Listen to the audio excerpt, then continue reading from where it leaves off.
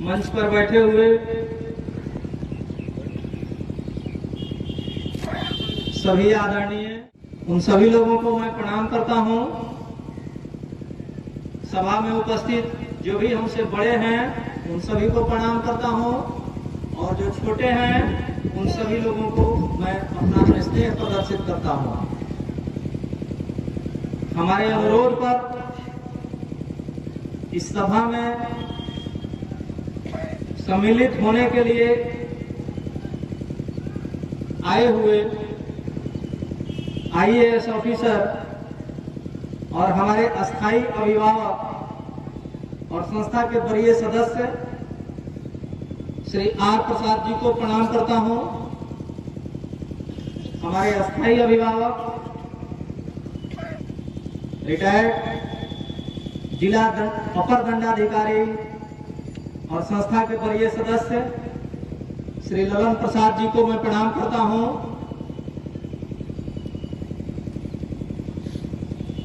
आप लोग इस कार्यक्रम में आए हैं हमारे कॉल पे, मैं आप सब लोगों का अभिनंदन करता हूं, आभार प्रकट करता हूं। बहुत ही अच्छा आयोजन किया गया है, और जिन लोगों का ये विषय है महिलाओं की, मंच पर बहुत सारगर्भित उपस्थिति है, जिसके लिए मैं आप सब लोगों को धन्यवाद करता हूं।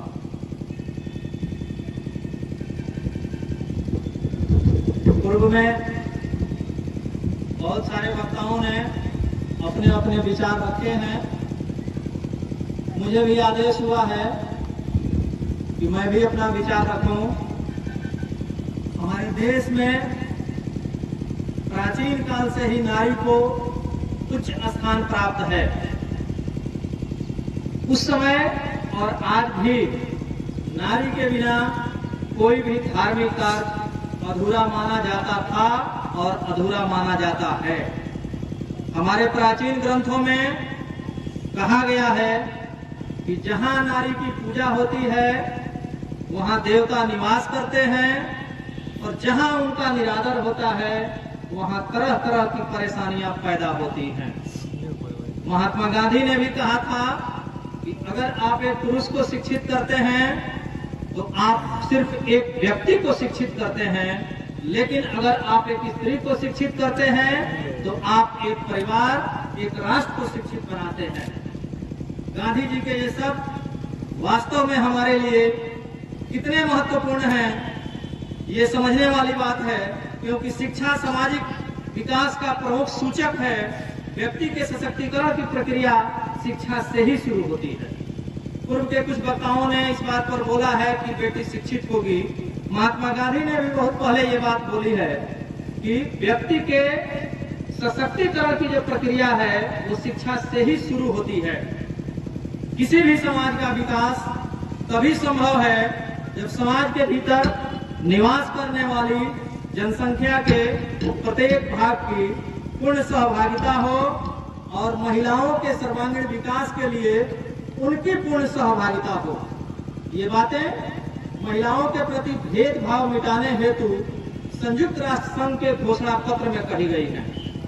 महिला यानी विश्व की आदि शक्ति जो जननी व सृष्टि की निरंतरता को कायम रखती है, ये पूरे परिवार की जिम्मेवारी पूरी तत्परता से निभाती है।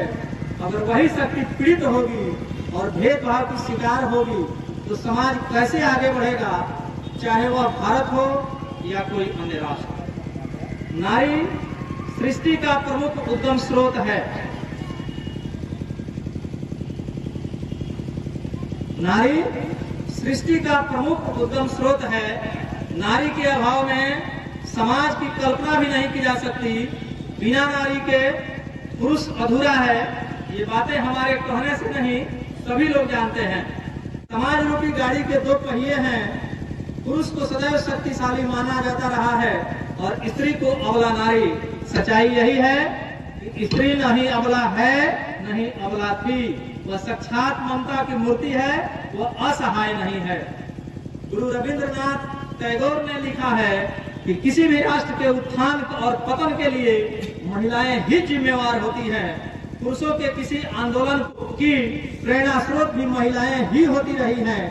भारत के भाग्य को आकार देने में महिलाओं ने अहम भूमिका निभाई है। राष्ट्रीय एकता और अखंडता में प्राचीन काल से ही अपनी भूमिका मनसा वाचा कर्मणा बखूबी निभाई है। आज हम खेत खलिहान से संसद भवन तक महिलाओं की सहभागिता को स्पष्टतः देख रहे हैं। एक प्राचीन कहावत है कि प्रत्येक व्यक्ति की सफलता के पीछे किसी न किसी महिला का ही हाथ होता है। इस कहावत के साथ यह भी कथन उतना ही सत्य है कि किसी भी राष्ट्र की प्रगति में महिलाओं का महत्वपूर्ण योगदान होता है। महिला प्रेम पात्र पुत्री है, स्नेहमयी भगिनी है, कर्तव्यशील पत्नी है और भविष्य के नागरिकों की माता है। परिवार एवं समाज की केंद्र नारी होती है, ऐसा सभी लोग जानते हैं, ऐसा सभी लोग मानते हैं। जहां तक राष्ट्रीय एकता और अखंडता का प्रश्न है तो इतिहास साक्षी है कि महिलाओं ने इस दायित्व को प्राण प्राण से निभाया है। वीरांगनाओं के जौहर से इतिहास के पृष्ठ भरे पड़े हैं। रजिया सुल्तान ने दिल्ली की सल्तनत को मात्र 3 वर्षों के शासनकाल में एक एवं साम्य यूनिटी एंड सिमिलरिटी का अद्भुत तादात्म्य स्थापित किया। महारानी लक्ष्मीबाई की गरिमामयी हुंकार ने मरते दम तक अंग्रेजों को चने चबवा दिए। महारानी अहिल्याबाई होलकर, दुर्गावती एवं काठियावाड़ की राजाबाई ने अपने अदम्य सौम्य का परिचय दिया। माँ की ममता, उदारता एवं सहिष्णुता से कोई भी व्यक्ति जीवन के सभी मूल्यों को ग्रहण कर सकता है। किसी भी जीव पुरुष के व्यक्तित्व का निर्माण उसकी माता करती है। शिवाजी की माता जीजाबाई हो, लवकुश की माता सीता हो, भरत की माता शकुंतला हो, मुसोलिनी की माता सिन्योर हो या जॉर्ज वाशिंगटन की माता इसके उदाहरण हैं।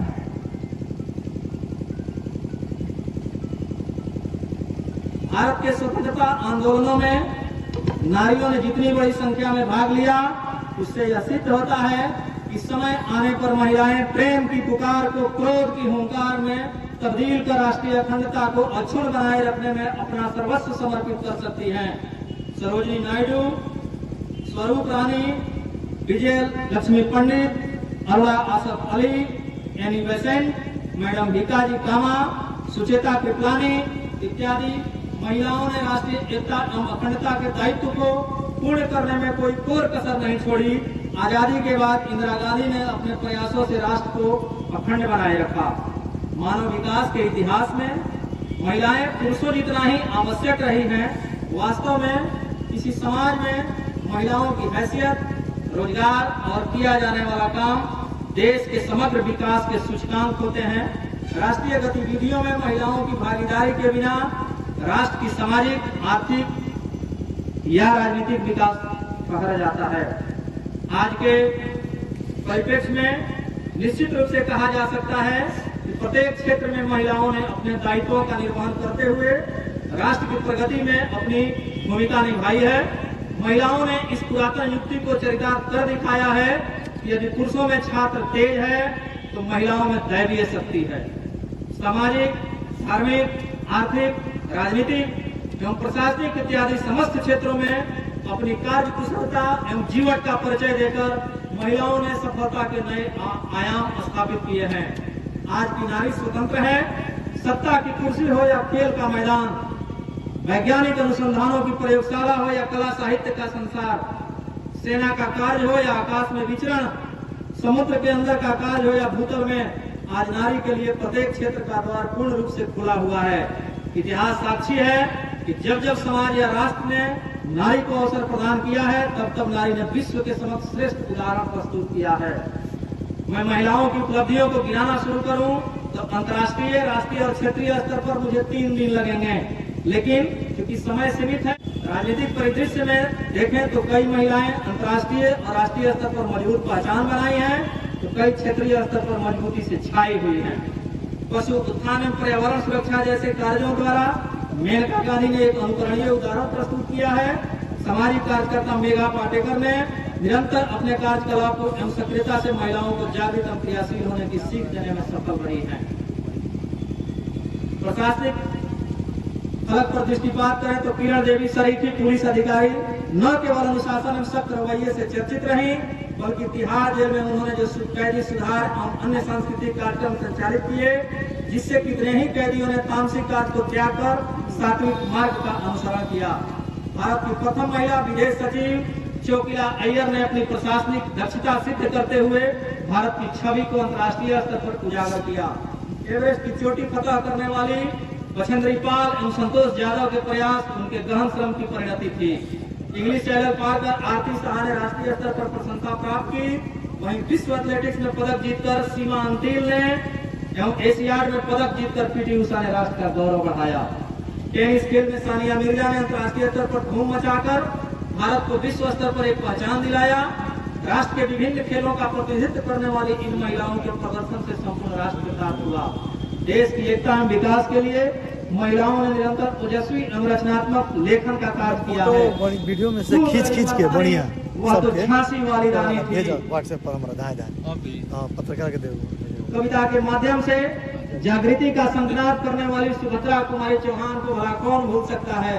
महादेवी वर्मा, अन्नपूर्णा देवी, महाश्वेता देवी, मृदुला गर्ग, प्रभा खेतान, इंदिरा गोस्वामी, शोभा डे, अरुंधति राय, रोमिला थापर जैसी लेखिकाओं ने राष्ट्रीय महत्व के मुद्दे को दृष्टिगत रख अपनी सृजनशीलता का बहुत अच्छा परिचय दिया है। आज महिलाओं को विभिन्न रंगमंचों एवं ललित कलाओं में के माध्यम से राष्ट्रीय उत्थान का अलग जगाना चाहिए। यामिनी कृष्णमूर्ति, सोनल मानसिंह एवं MS सुब्बालक्ष्मी से सबक लेना चाहिए। लता मंगेशकर